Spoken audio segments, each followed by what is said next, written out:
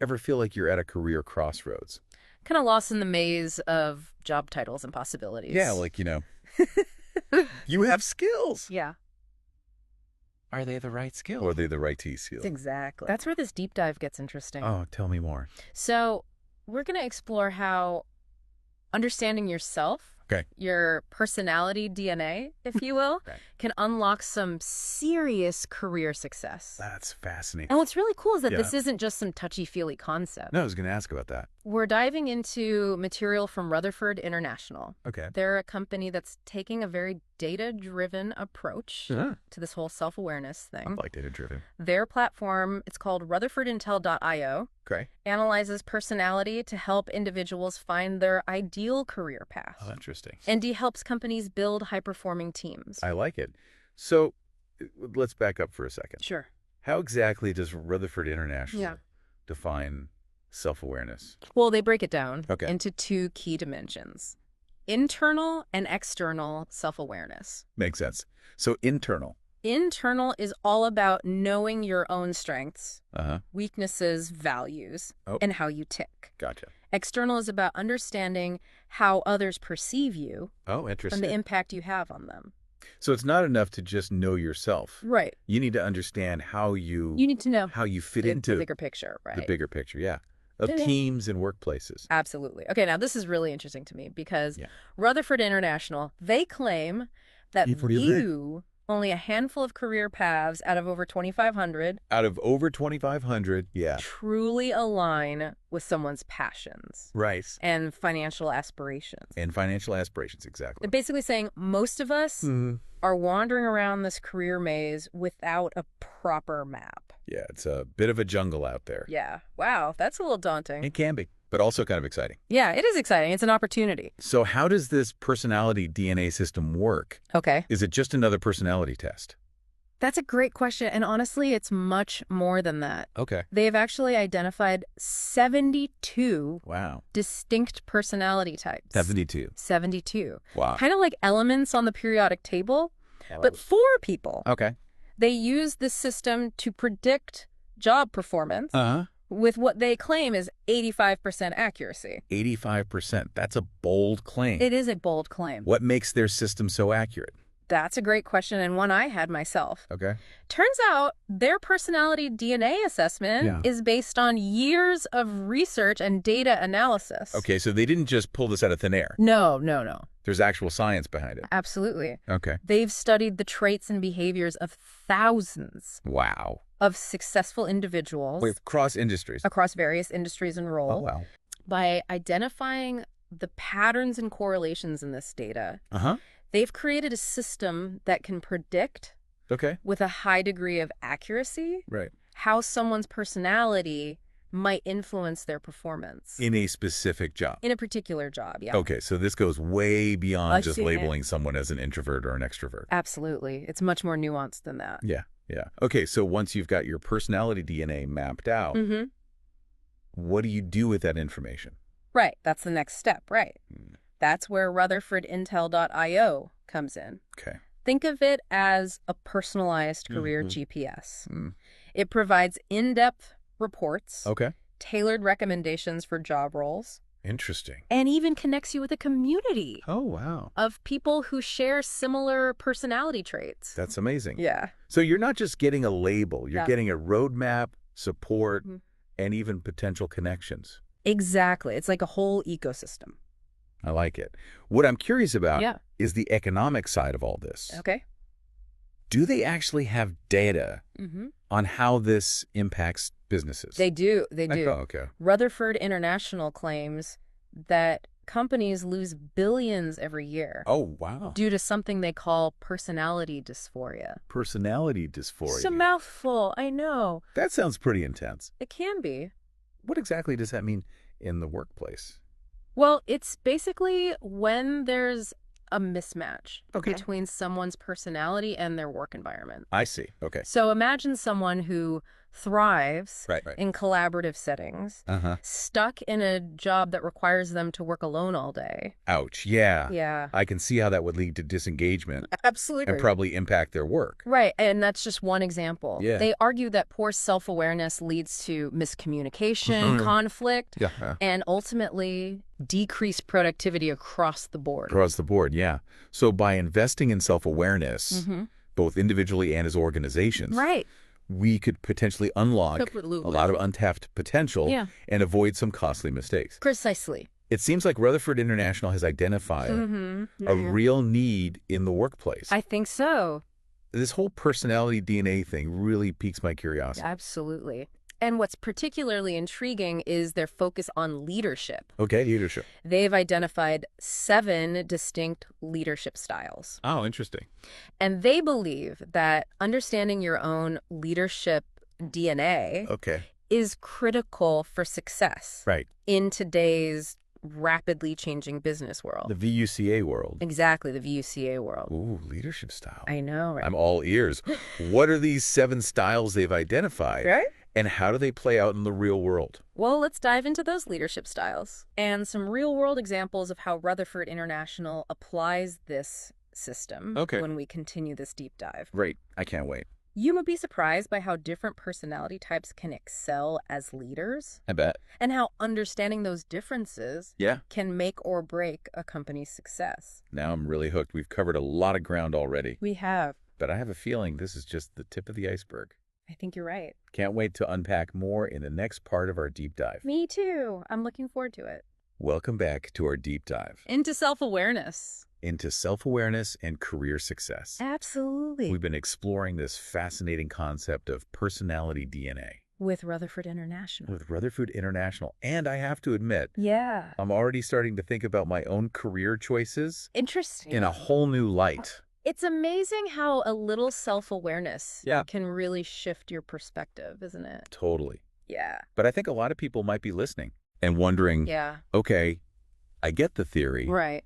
But what does this actually look like in practice? Right. The application. How can I actually use this information to make better career decisions? That's the million-dollar question. Right. And it's where things get really exciting. Okay. First and foremost, remember that self-awareness is a journey, not a destination. Okay. It's about continuously learning and growing, becoming more attuned to your strengths, weaknesses, and how you interact with the world. So it's not a one and done personality test. A personality test situation. Exactly. Think of it as an ongoing process of self-discovery. Okay, that makes sense. The more you understand yourself, the better equipped you'll be to make decisions that align with your true nature and goals. But let's get specific. Okay, love it. Say I've taken the RutherfordIntel.io assessment. Or even just reflected on my own personality traits. Sure. What are some practical steps I can take to apply this knowledge? Let's start with your internal self-awareness. Okay. Once you have a grasp of your dominant traits, you can start to identify the types of work environments that will energize you rather than drain you. So, for example, if I realize I'm someone who thrives on structure and clear expectations, I might want to steer clear of roles that are super ambiguous or chaotic. Precisely. You'd be much happier and more successful in an environment that values organization, planning, structure, and well-defined processes. What if I'm the opposite, though? Okay, yeah. What if I crave variety, spontaneity, and the freedom to think outside the box? And a rigid corporate environment with tons of bureaucracy might feel like a prison sentence. It would. It would. You'd probably thrive in a startup. Right. A creative agency? Or any role where you can flex your innovative muscles. Be a change maker. Be a change maker, exactly. This is making me think about those 7 leadership styles. Rutherford International identified. Right. Do those tie into this whole idea of finding the right work environment? They emphasize that no one leadership style is better than another. Right. It's about fit.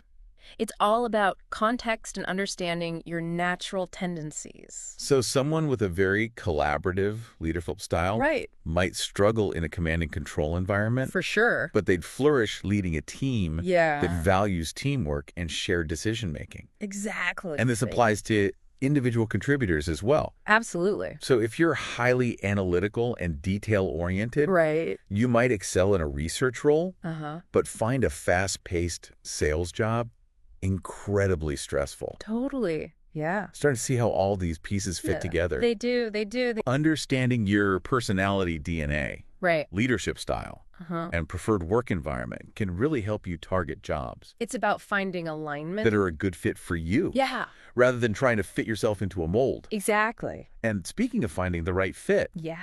This knowledge is incredibly valuable. It is. During a job search. It's like a superpower. Oh, totally. During a job search. It's like having a secret weapon. It is. But how do you actually use it? Right. You just walk into an interview and announce, hey, I'm a highly independent, results-oriented individual. Well, honesty is important. Right. But you'll want to be a bit more strategic. Okay. It's about highlighting the skills and experiences that align with your personality and the specific role you're pursuing. So, for instance, if I'm naturally collaborative and thrive in team settings, I should emphasize projects where I successfully worked with others. Absolutely. And showcase my communication and teamwork skills. Exactly. And don't be afraid to ask questions about the company culture and work environment during the interview process. For sure. Make sure their values and work styles align with yours. Yeah, it's a two-way street. This is reminding me of something we touched on earlier. Yeah. Personality dysphoria in the workplace. Right. It seems like using these insights during the hiring process could help prevent those mismatches from happening in the first place. It's a win-win for both the individual and the company. So by hiring people who are a good fit for the role and the culture, companies can boost employee satisfaction, engagement, and ultimately productivity. It's like that saying, put the right round peg in the right round hole. It just makes sense. It does. And here's a real-world example from Rutherford International's own case studies. They helped Emily, a mid-career professional transition from a high-paying but stressful corporate job to a nonprofit role that perfectly aligned with her values and personality. That's great. So Emily took the plunge. She did. And found a career that brought her fulfillment. Yeah. And utilized her unique skills. That's awesome. That's pretty inspiring. It is. It makes you wonder how many people are out there feeling stuck in the wrong job. Yeah. Not realizing that understanding themselves better could be the key to a more fulfilling career. It's probably more common than we think. Probably. And it's not just about finding a new job. Right. Even if you're happy in your current role. Self-awareness can help you navigate challenges more effectively, build stronger relationships with your colleagues, and even advocate for the type of work that allows you to shine. It's like having a superpower. It is. But I can already hear some people saying, okay, this is great for individual contributors. Right. But what about leaders? Okay. How does self-awareness impact leadership effectiveness? That's where things get really interesting. Oh. Rutherford International's research suggests that self-aware leaders are more adaptable, better communicators, and ultimately more successful in creating high-performing teams. So it's not just about knowing your own strengths and weaknesses as a leader. No. It's about understanding how those traits impact your team and how you can leverage them. To inspire and motivate others. Yeah. And it's also about being aware of your blind spots. Those areas where you might need to seek support or delegate to others who have complementary strengths. Exactly. Remember those 7 leadership styles that we talked about? Let's dive into those a bit more. Yes, let's dive into those. Can you give us some real-world examples of how these styles play out in the workplace? Of course. Let's start with what they call board leadership. Board leadership, okay. This style is all about setting the vision, providing strategic direction, and making high-level decisions. So think of the CEO. The CEO of a Fortune 500 company. Okay, so someone who's great at seeing the big picture and making those tough calls that impact the entire organization. Exactly. But they might not be the best at managing day-to-day operations or motivating individual team members. That's where other leadership styles come in. Like executive leadership. Executive leadership, yes. Where someone is skilled at translating the board's vision into actionable plans. Right. And then executing those plans effectively. They're the ones who bridge the gap between strategy and implementation. Okay. Often leading large teams and managing complex projects. And then there's operational leadership. Operational leadership. Which sounds like it's all about efficiency and process improvement. You got it. Okay. These are the leaders who excel at optimizing systems, streamlining workflows, and making sure things run smoothly. Gotcha. They thrive in environments where structure and precision are key. What about those leaders who are all about people and relationship? That would fall under supervisory leadership. Where the focus is on building strong teams, developing individual talent, and creating a positive work environment. The people-focused leaders. Exactly. And then we have project leadership. Project leadership. Which seems pretty self-explanatory. Yeah, pretty straightforward. These are the folks who are great at managing projects from start to finish. Right. Ensuring deadlines are met and goals are achieved. They're the masters of planning, organization, and execution. And then there's entrepreneurial leadership. Entrepreneurial leadership, yes. Which is all about innovation, risk-taking, and driving growth. So think startup founders, disruptors, those who are constantly pushing boundaries and challenging the status quo. And finally, we have board leadership, which we already touched on. Yes, the visionaries. They're the visionary. The big picture thinkers who set the direction for the entire organization. Wow, that's quite a range of leadership styles. It is. It's fascinating to see how each one brings something unique to the table. Absolutely. But it also makes me wonder, can someone possess more than one leadership style? Absolutely. In fact, it's quite common for successful leaders to blend different styles. Makes sense. Depending on the situation and the needs of the team. So it's not about picking one style and sticking with it. No. It's about understanding your strengths and being adaptable enough to flex different leadership muscles as needed. Exactly. Adaptability is key. And that adaptability is becoming increasingly important. It is. In today's rapidly changing business world. The VUCA world. Remember the term VUCA? VUCA, yes. I mentioned earlier. Volatile, uncertain, complex, and ambiguous. Leaders who can navigate this VUCA world effectively are those who are self-aware, adaptable, and able to lifelong learners. Learn and grow continuously. Yes. It's clear that leadership is multifaceted. It is. And there's no one-size-fits-all approach. Nope. Understanding your own leadership DNA is crucial for success in today's dynamic business environment. Yeah. But I imagine this concept applies not just to CEOs and executives. It does. But to anyone in a leadership role. Absolutely. Big or small. Whether you're leading a team, a project, or even just yourself. Yeah. Self-awareness is a powerful tool that can help you become a more effective and impactful leader. So we've talked a lot about how self-awareness benefits individuals and leaders. Yeah. But what about organizations as a whole? Yeah. What about the organizations? How can companies use these insights to build stronger teams and create a more positive work environment? That's where things get really interesting from an organizational perspective. Let's explore that in the next part of our deep dive. Sounds good. We'll delve into how companies can leverage personality insights to improve communication, collaboration, and ultimately drive success. I'm excited to dive into that. Stay tuned.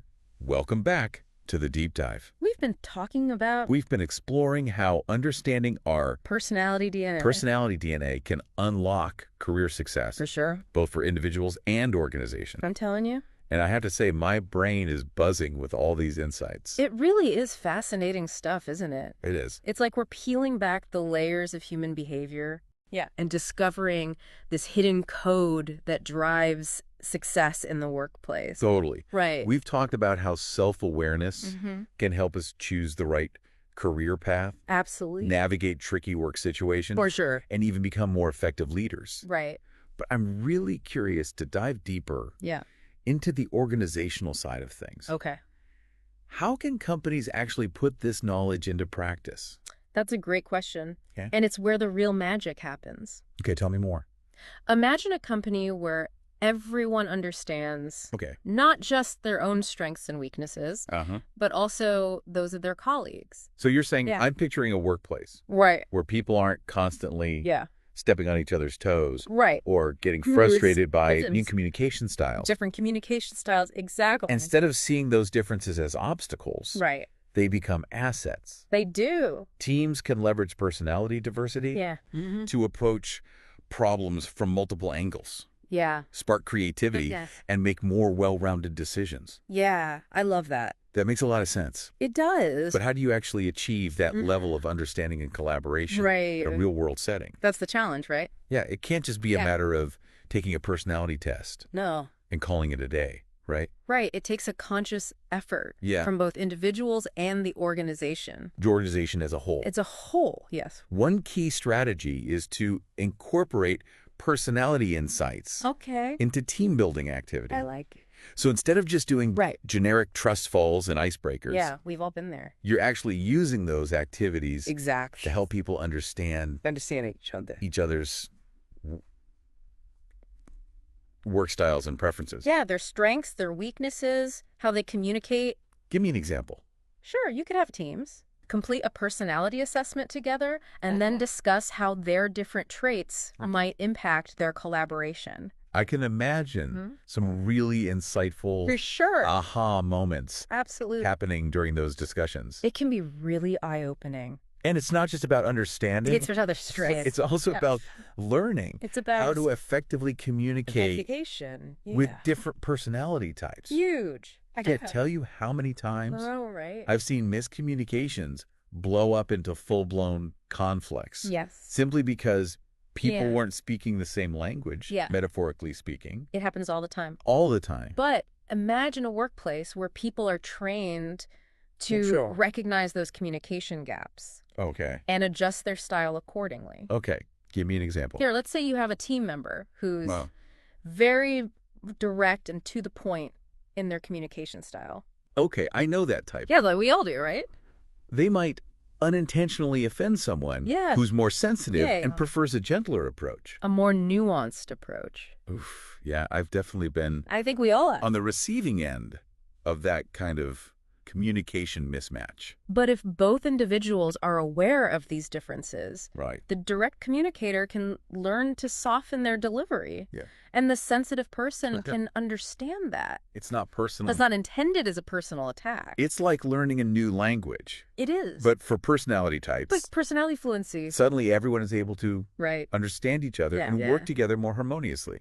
And this understanding can extend beyond just communication styles. It can also inform how teams approach problem solving and decision making. Give me an example. Let's say a team is facing a complex challenge.